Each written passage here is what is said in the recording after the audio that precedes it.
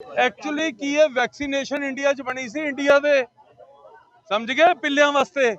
Italian पिल्ला आ गया vaccination नहीं है आज तैयार हो रही है कल तक मिलेगी इनू फिर ठीक होएगा जिस हिसाब से इलेक्शन कमीशन कह रहा है अगर चोर की है वोट तो हमें प्रूफ दो सुप्रीम कोर्ट का कहना ये नहीं मानते इलेक्शन कमीशन का कहना ये नहीं मानते अपनी माँ का कहना ये नहीं मानते कांग्रेसियों का कहना ये नहीं मानते या किसका मानते हैं ये किसी से समझाने से नहीं समझेगा इसको भारतीय जनता पार्टी समझाएगी अब बताओ इसकी माँ तो क्या थी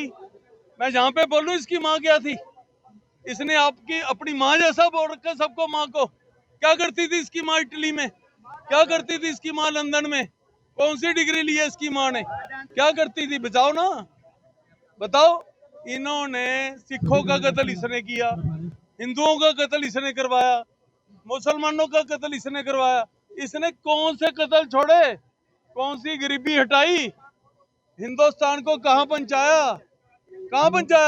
60 साल में कहां पहुंचा गया दिल्ली को वक्फ बोर्ड का नकली करके सारे कांग्रेसियों ने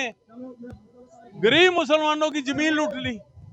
अब सामने आ रहा है क्यों भागते फिरते हैं। जहां तक मल्होत्रा साहब की बात है, मैंने पहले भी एक बार उन्होंने ऐसी शब्दावली का उपयोग किया था। मैंने तब भी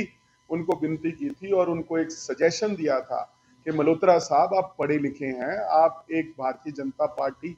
जो कि एक बड़ी पार्टी है, नेशनल पार्टी है, रूलिंग पार्टी है, उसके चंडीगढ़ के प्रदेश अध्यक्ष हैं, कृपा भाषा की मर्यादा का ध्यान रखें। पर बार बार समझाने के बाद पता नहीं उनको क्या नफरत है कांग्रेस के साथ या गांधी परिवार के साथ, इतना जहर उगलते हैं, इतना गंदा बोलते हैं, ये सचमुच में शोभा नहीं देता। हम भी जब मोदी साहब के बारे में बात करते हैं, प्रधानमंत्री जी, मोदी जी करके बात करते हैं, कभी अब शब्दों का प्रयोग नहीं करते। पर जिस तरह की भाषा का प्रयोग पहले भी मल्होत्रा साहब ने किया है और अब भी कर रहे हैं, उनको शायद पॉलिटिकल ट्रेनिंग की जरूरत है। मैं समझता हूँ उनको शायद इस बात की शिक्षा लेने की जरूरत है कि किस तरह की शब्दावली जो है अपने विरोधियों के प्रति उसका इस्तेमाल करना चाहिए। मैं तो मल्होत्रा साहब से इतनी ही रिक्वेस्ट करूंगा कि आप जब भी बोलें सोच समझ कर बोलें, भाषा की मर्यादा का ध्यान रखें। किसी के बारे में अपशब्द बोलने से कोई बड़ा नहीं हो जाता। हमेशा अपनी लकीर बड़ी करने की कोशिश कीजिए, दूसरे की लकीर छोटी कर कर